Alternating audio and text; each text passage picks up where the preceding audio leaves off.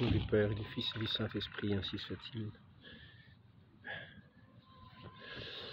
Voilà, notre Dieu est notre Rédempteur. Notre Seigneur Jésus-Christ est notre Rédempteur. Qu'est-ce à dire qu'il est notre Rédempteur? C'est-à-dire que c'est lui qui a accompli notre rédemption. Qu'est-ce que la rédemption? La rédemption, c'est le rachat de captifs par une rançon. Nous étions donc les captifs de Satan, du diable, de celui qui a égaré l'humanité, qu'il a captivée, rendue captive dans ses mains par ses séductions, et d'une certaine manière, auquel les hommes ont adhéré, en rejetant l'amitié de Dieu, dans lequel ils n'ont plus cru. Et donc notre Seigneur Jésus-Christ est celui qui est venu racheter notre humanité de cette captivité. Il est venu rétablir la justice, parce que nous étions tombés dans cette injustice de nous remettre au pouvoir de celui qui n'a véritablement aucun pouvoir sur nous. Car ce n'est pas lui qui nous a fait, ce n'est pas lui notre Dieu. Et nous nous en sommes remis à lui comme à notre Dieu, dans une soumission qui a tout de l'injustice. Car en toute reconnaissance, nous devons reconnaître que nous venons du seul Dieu véritable et vrai, ce Père créateur, ce Fils qui est la sagesse du Père, par qui tout a été fait, son Esprit Saint qui sanctifie, qui vivifie toutes choses. Ainsi, notre Dieu, notre Rédempteur est venu nous racheter de cette captivité en rétablissant la justice pour nous réconcilier avec notre Dieu. Maintenant, ceux qui veulent demeurer dans l'injustice, qui refusent leur Rédempteur, qui veulent rester captifs de Satan, parce que cette séduction leur plaît, eh bien, ils subiront le châtiment dû à l'injustice, le jugement dû à l'injustice. On dira, allez-vous-en, vous qui commettez l'iniquité, je ne vous connais pas. Et ceux à sa droite, venez les bénis de mon Père, ce royaume qui a été préparé pour vous dès la fondation du monde. Donc c'est dans ce sens-là que notre Dieu a fondé son Église. Cette arche sainte, cette arche de ceux qui sont réunis dans cet esprit de Dieu, qui retrouvent cette royauté de leur Dieu, dans la justice véritable, ce royaume de justice, ce royaume de charité, ce royaume de l'amour. Et c'est ainsi que ce royaume-là, c'est l'Église, c'est l'Église. L'Église où notre Dieu lui-même se donne en nourriture, dont la Vierge Marie, la très sainte mère, elle qui a donné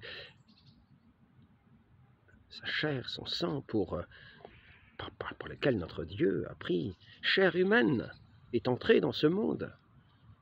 C'est la très sainte Vierge Marie qui est devenue ainsi la mère de Dieu, de notre Seigneur Jésus-Christ, et qui est la mère de tout croyant véritable, de tout croyant de tout croyant véritable, c'est-à-dire de tout croyant en ce Dieu, notre Seigneur Jésus-Christ, la sagesse éternelle qui s'est incarnée. Et ainsi, notre Seigneur, quand il a fondé, lui qui est né de la très sainte Vierge Marie, l'Immaculée Conception, de pure blancheur, qui est lui-même la pure blancheur. Il n'y a pas plus pur que Dieu. La très sainte Vierge Marie a cette pureté de Dieu comme le reflet de sa gloire, comme le reflet de sa pureté, de sa lumière, de sa pure lumière, elle qui est l'épouse de l'Esprit Saint. Et notre Seigneur Jésus-Christ, qui est la sagesse éternelle, qui est la splendeur de la gloire du Père, l'empreinte de sa substance, et lui aussi cette blancheur qui est venue resplendir au Tabor.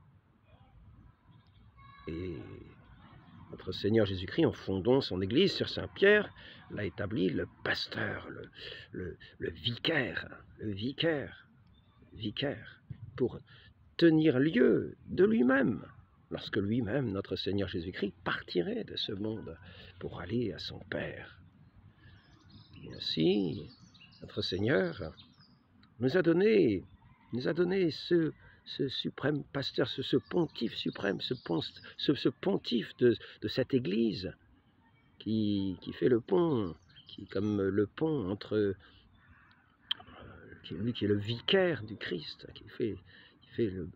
qui est comme la présence du Christ dans son Église, de cette blancheur du Christ dans son Église, de cette blancheur qui est dans sa parole pure, dans sa parole, quand ce pontife suprême parle au nom de ce siège que le Christ a établi, de ce siège apostolique, de ce siège de Saint-Pierre, qu'il a prévenu de toute erreur en disant qu'il a prié pour que sa foi ne défaille pas, ainsi pour qu'il puisse enseigner, paître les brebis, paître ses brebis, les brebis du Seigneur, toutes les brebis du Seigneur.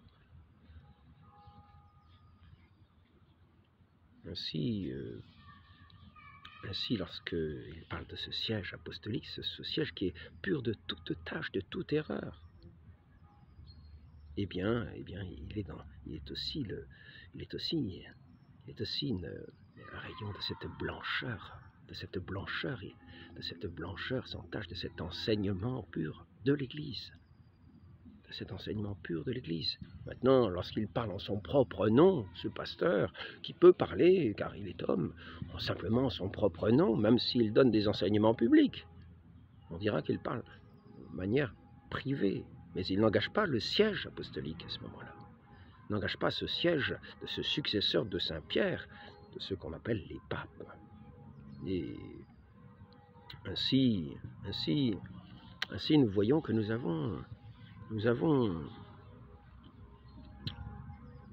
pour sécurité, ce qu'un Saint Jean Bosco a appelé les trois blancheurs. Et ces trois blancheurs, il n'en a pas parlé comme cela, simplement de par lui-même. C'est une nuit, il a fait ce songe, c'est-à-dire qu'il a vu ce vaisseau, ce grand vaisseau. Il voyait un grand vaisseau qui avançait à contre-courant, contre les vents, contre la marée, et il avançait contre le vent, pourrait-on dire, de ce monde, contre les tempêtes de ce monde, contre le souffle de ce monde, contre les courants de ce monde. Il avançait de cette manière surnaturelle, guidé par le Saint-Esprit, au milieu du monde, mais n'étant pas du monde. Et il avançait, mais voici que il était entouré, il s'est trouvé entouré de vaisseaux ennemis, pleins, chargés d'armes. Et ce grand vaisseau, sur lequel on voyait cette figure, cette blancheur de cet apôtre Saint-Pierre, de ce pape, de ce successeur de cet apôtre Saint-Pierre, on le voyait sur ce bateau comme étant le chef de ce bateau, le chef de cette église, le chef de ce vaisseau qui avançait à contre-courant du monde. Et c'était lui qui dirigeait ce vaisseau et qui se trouvait soudain attaqué de multiples petits vaisseaux remplis de toutes sortes d'armes pour amener la destruction de ce grand vaisseau. Et il s'est trouvé que ce grand vaisseau s'est trouvé accosté par ces petits bateaux et que le pape s'est trouvé soudain mort. Et son successeur, c'est un songe qui se passe en 1862, le 30 mai 1862. C'est ce moment où les États pontificaux étaient peut-être confisqués, plus ou moins. Le pape était comme enfermé à Rome. Il y avait tous ces courants du monde qui allaient contre l'Église, tous ces mouvements modernes, tous ces mouvements de la pensée impie moderne, de la pensée anti-chrétienne, qui était déjà là avant la Révolution française, mais qui à la Révolution française a semblé s'établir dans les constitutions des États même, faire des constitutions de ces États qui se constituaient de manière impie, de manière antichrist. pour aller persécuter tout ce qui était du monde chrétien. Donc en Italie, nous avons eu cette révolution Garibaldi. Puis nous avons eu ensuite, dans les années 1870-1880, tout ce mouvement des loges maçonniques, tout ce mouvement qui se sont attaqués, tout simplement, qui ont pris la tête de l'État en France, sous le nom de République. Donc ils se sont attaqués, là aussi, à l'Église, comme pour la détruire dans les pays. Après ça, nous avons eu après ça les mouvements révolutionnaires qui se sont répandus. Donc nous voici sur ce grand vaisseau qui était attaqué, qui était à contre-courant du monde et qui était attaqué par de multiples vaisseaux. Voilà, nous avons là, et nous voyons que ce nouveau pape va réunir, on pourrait dire ses conseillers, va réunir tous les... va faire comme un grand conseil, c'est-à-dire on va voir bientôt le concile Vatican I qui va être rassemblé par Pie IX. Et dans ce concile vont être établis à la fois des doctrines, vont être clarifiées des doctrines qui vont tâcher d'aller contre ce qui est ce courant du monde, et puis qui vont bien marquer la place de Saint-Pierre, la place du successeur, des successeurs de Saint-Pierre, dans justement ce caractère de l'infaillibilité, en précisant les modalités de cette infaillibilité, précisant des conditions très précises, ex cathedra.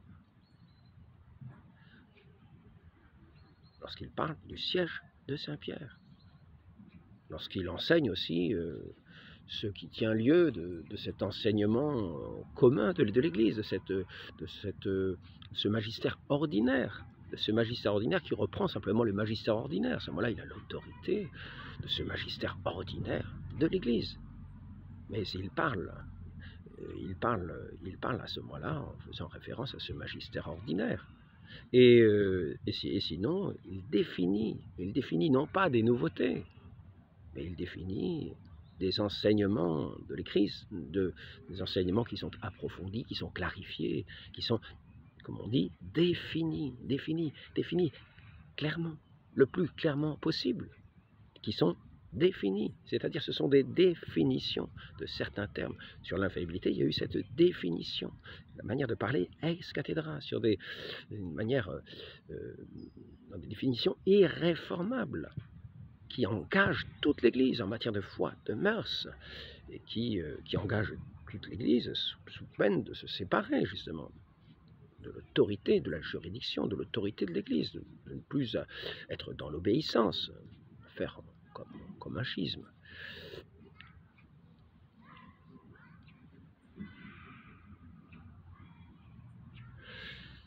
Ainsi, nous avons eu cette clarification sur ce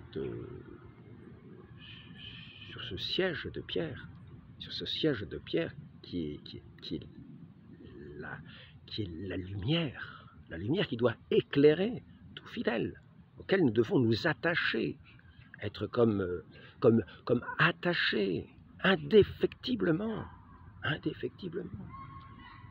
Nous devons être attachés indéfectiblement à celui qui a la juridiction du Christ, la juridiction de l'Église, qui est son vicaire. Et nous devons lui être attachés indéfectiblement tant qu'il n'a pas été déclaré qu'il n'était pas pape, soit que lui-même se soit démis de par lui-même, soit qu'il ait été reconnu qu'il errait et qu'il errait avec pertinacité dans certaines erreurs, non pas à partir du siège apostolique, mais à partir de sa propre personne quand il parle au docteur privé. Et ça, les docteurs le signalent, le disent.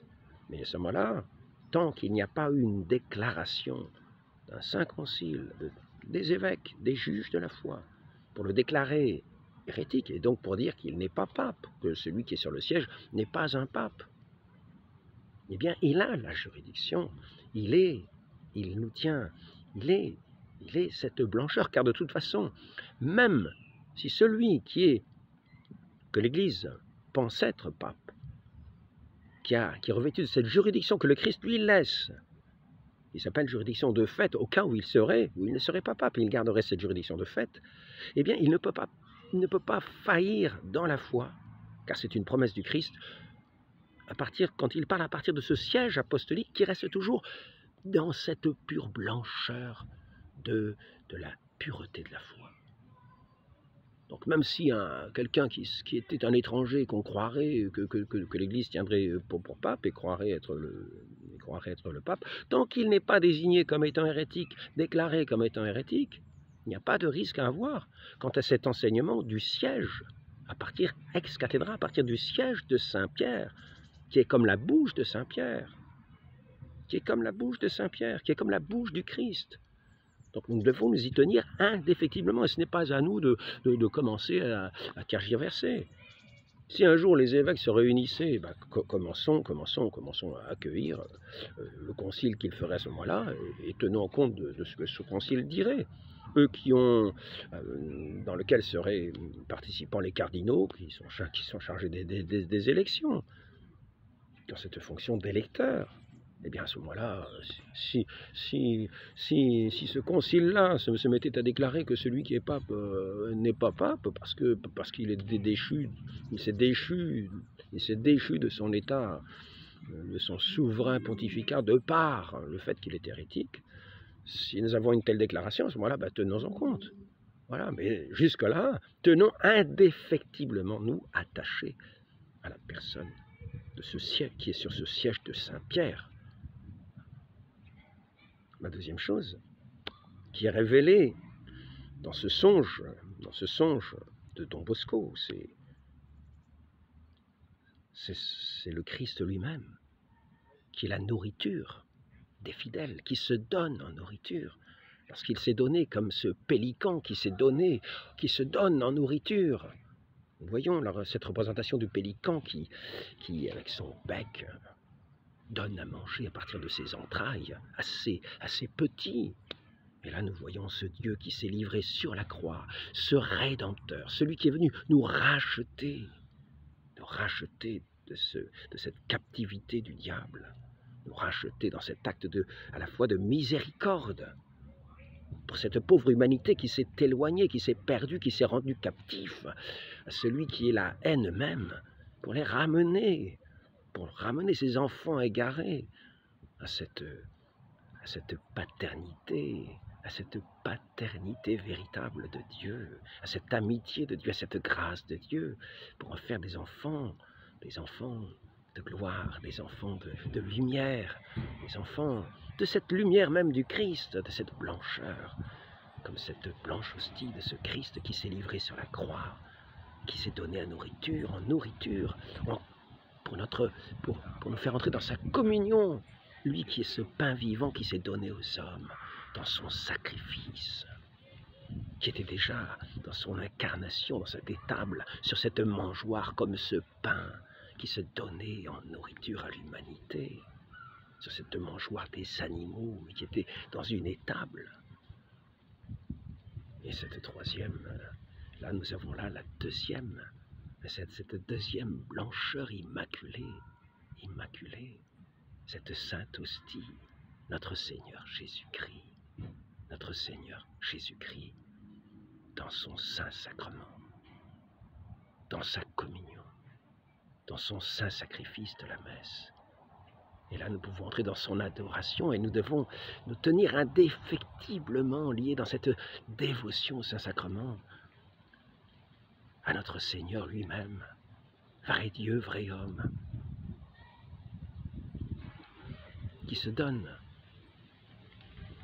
sang, corps, âme, divinité aux fidèles, pour les unir à lui, pour être leur nourriture, leur pain vivant descendu du ciel, dans la main des prêtres sur les saints autels.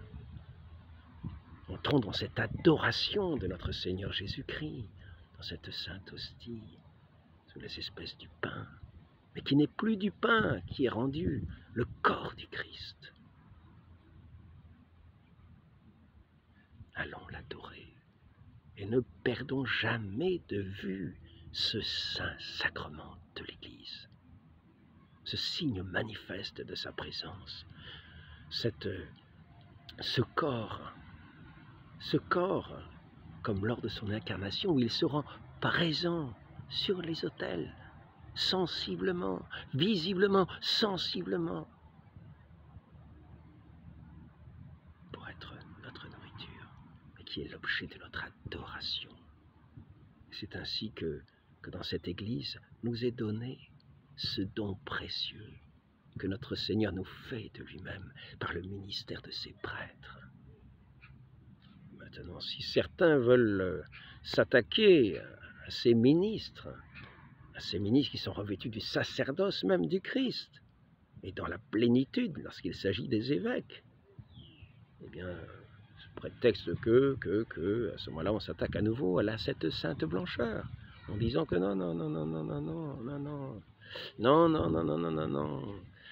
non, cette Église, ce pape, ce pape, non, il ne faut pas écouter ce pape, ce vicaire que notre Seigneur nous a donné, qui est pur dans cette doctrine, quand il parle du siège apostolique auquel nous devons être indéfectiblement attachés. Ils vont dire non, il ne faut pas écouter celui-ci, il ne faut pas être unacum, c'est-à-dire en union avec, alors qu'il a la juridiction de droit, s'il est vraiment le pape, s'il ne s'est pas déposé en étant hérétique, ou de fait, s'il n'a même pas droit à cette juridiction, mais qu'il l'a quand même pour le bien commun de l'Église, de par le Christ qui lui maintient cette juridiction, et à laquelle personne ne peut manquer, sous peine de se séparer de l'Église et du Christ lui-même, en portant son jugement propre, en s'établissant comme juge de lui qui n'est pas le juge, en s'établissant au-dessus des jugements de l'Église, des jugements du Christ, de l'établissement du Christ, et en se permettant de juger l'Église du Christ, et de prendre chacun de dessus. Il est d'accord, ces nouveaux juges sont d'accord, ils n'ont qu'une chose en tête, c'est qu'ils ont raison, et qu'ils s'établissent eux-mêmes les papes, eux-mêmes les blancheurs immaculés, sans faille, sans défaut, qui ont toute science, toute connaissance, alors que nous voyons bien tous les malentendus, tous les jours, dans tous les domaines. Tout ça, ce sont les petits vaisseaux, les petits navires qui s'attaquent à l'Église, qui vont contre l'Église, qui vont dans cette espèce de courant du monde, alors qu'ils pensent être les juges suprêmes, les grands juges suprêmes. Dieu parmi les hommes, ils le sont, ils pensent l'être, ils se mettent au-dessus de tous, car, bien sûr, tous les évêques ayant failli, c'est à chacun d'être le juge au-dessus de tous, et d'avoir finalement raison. Donc, tenons coûte que coûte,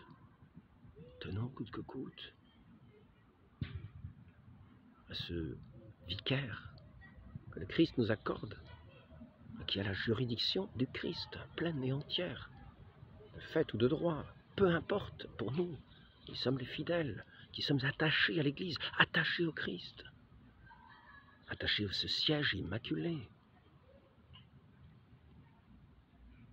et à celui qui est sur ce siège quand il parle, en tout cas, à partir de ce siège. Et établissons notre confiance un peu plus loin. N'ayons pas le soupçon dans les esprits. N'ayons pas le soupçon dans les esprits. Tant que des décisions claires, tant que des déclarations claires n'ont pas été faites, donner connaissance à l'Église de ce qui est de la réalité, de la personne qui est sur ce siège, de cette situation de l'Église. Continuons fidèlement contre-courant, contre le courant du monde, contre toutes les bonnes intentions, toutes les bonnes idées que le monde peut avoir, toutes les lumières de cet ange de lumière qui est ange de lumière pour tromper ces véritables lumières de monde que sont que sont les disciples qui sont véritablement fondés dans cette foi véritable, qui n'ont pas en eux cette faille du doute,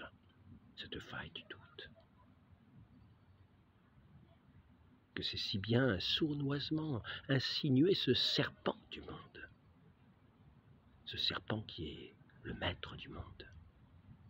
Ainsi,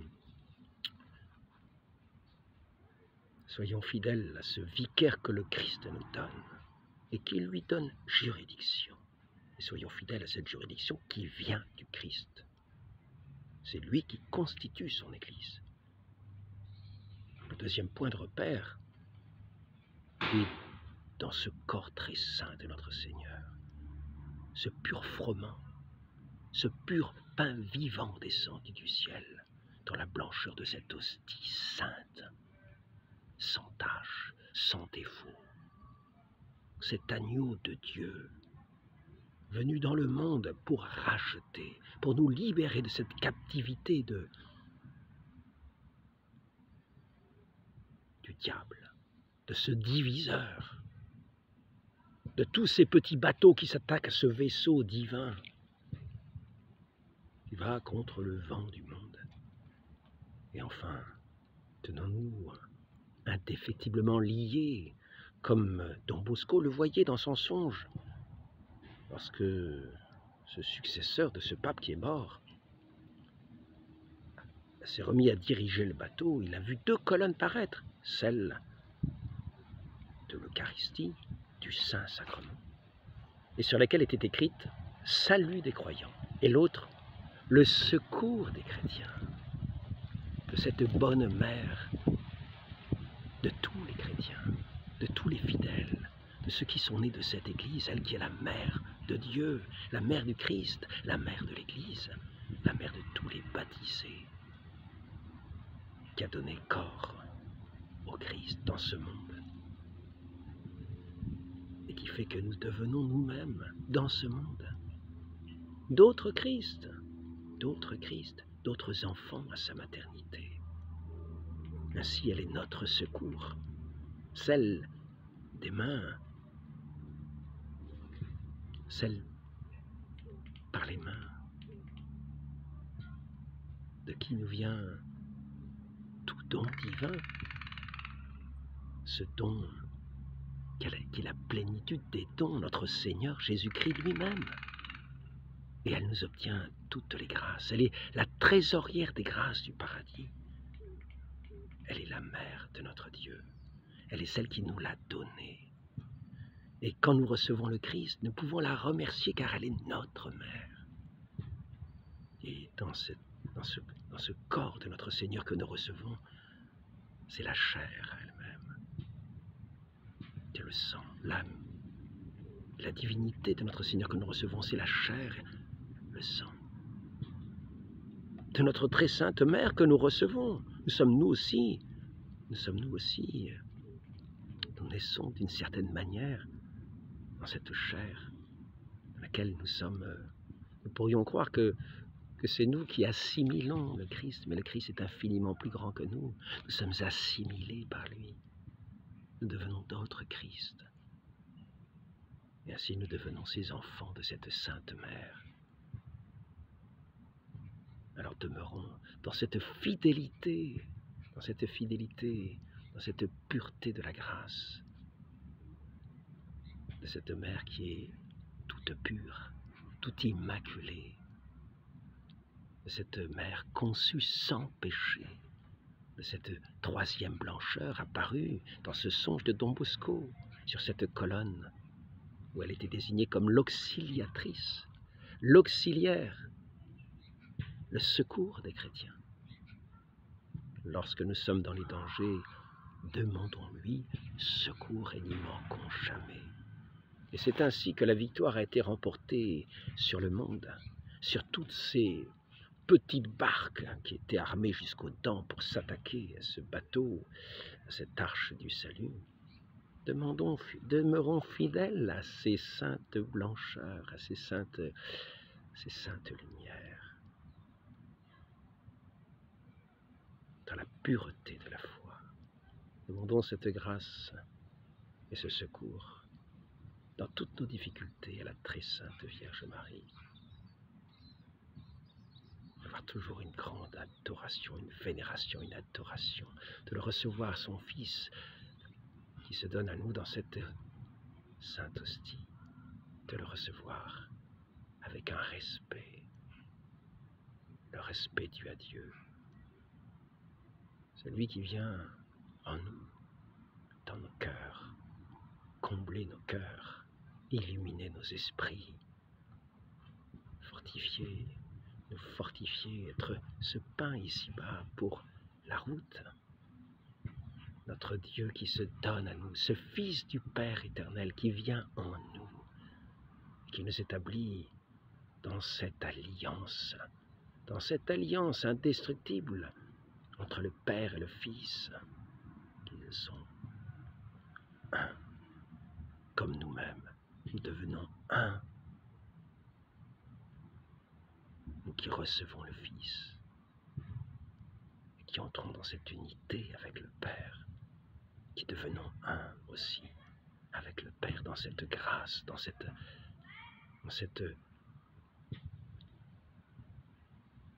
adoration, dans cette louange, dans cette bénédiction permanente, dans cette gloire éternelle que nous espérons lorsque nous contemplons le Père par les yeux de ce Fils qui est venu habiter en nous. Écoutons cette parole de ce pasteur que le Christ nous donne, cette troisième blancheur. Et ne le rejetons pas, ne le méprisons pas, n'écoutons pas la voix des séducteurs qui, sous les meilleures raisons, vont vouloir nous égarer. J'étais encore en train de lire ce matin ce petit passage. On voit maintenant, c'est la consécration des évêques, on voit maintenant sur cet élu, donc celui sur qui on impose les mains, sur cet élu, celui qui a été élu pour être évêque, car il s'agit bien d'une consécration des évêques. Tout le monde sait qu'il s'agit d'une consécration des évêques. Celui qui se présente est déjà prêtre. Nous savons que maintenant, il est question qu'il devienne, qu'il soit consacré évêque. Il ne s'agit pas de consacrer simplement de baptiser quelqu'un, de donner simplement le sacrement du pardon par l'Esprit Saint. Il est bien dit clairement dans ce court texte que c'est l'Esprit qui fait les apôtres. On voit maintenant sur cet élu la puissance qui vient de toi, l'Esprit souverain, c'est-à-dire le Saint-Esprit que tu as donné à Jésus-Christ. Nous le voyons au moment du baptême. Ton Esprit, ton Fils bien-aimé, et que lui-même a donné à ses apôtres. Le Christ a bien sûr cette plénitude de l'Esprit Saint, lui qui est un avec le Père, un avec le Saint-Esprit, un même Dieu, et qui a la plénitude, par qui toute chose est faite, et qui a donc la plénitude aussi du sacerdoce, et qui donc lui-même, ce Fils bien-aimé, et que lui-même a donné à ses apôtres. Il est question des apôtres. Cette puissance, cet esprit souverain, il l'a donné à ses apôtres. Et c'est ce même esprit qui est donné à ses apôtres. Comme nous ne disons pas ici qu'il s'agit du baptême, nous ne disons pas ici que toi qui as renouvelé la face du monde et qui régénère par cet esprit tes enfants, répands cet Esprit Saint sur ces enfants qui vont être régénérés, qui vont être que tu as répandu sur les baptisés. Non. Ici, il est question de cet esprit qui a été donné aux apôtres. Et les successeurs des apôtres, ce sont bien les évêques. Il est question d'évêques. Cet élu-là, c'est un successeur des apôtres. Il va recevoir ce même esprit qu'ont reçu les apôtres. Donc il est bien question des apôtres. Il est bien question de faire des apôtres. Au moment où on va donner cet esprit, on va lui donner l'esprit qui fait les apôtres, pour qu'ils deviennent apôtres. et c'est-à-dire évêque, successeur des apôtres, que lui-même a donné à ses apôtres qui ont fondé l'Église en tout lieu. Et c'est le rôle des évêques que de fonder des églises en tout lieu, comme ton sanctuaire de cette Église, de cette arche que nous avons vue à l'instant, afin qu'il y ait toujours, cette louange qui soit rendue au saint nom de Dieu, c'est-à-dire cette louange unique qui retentit dans tout l'univers, c'est-à-dire ce saint sacrifice renouvelé sur les autels, ce saint sacrifice qui est le culte divin rendu au Père éternellement, ici-bas en tout cas, sur les autels, dans ce sanctuaire, dans ces sanctuaires que les apôtres, il est dit ici, qui ont fondé l'Église en tout lieu, pour que ce culte soit rendu en tout lieu. Comme ton sanctuaire, pour qu'on te rende gloire et qu'on loue incessamment ton nom.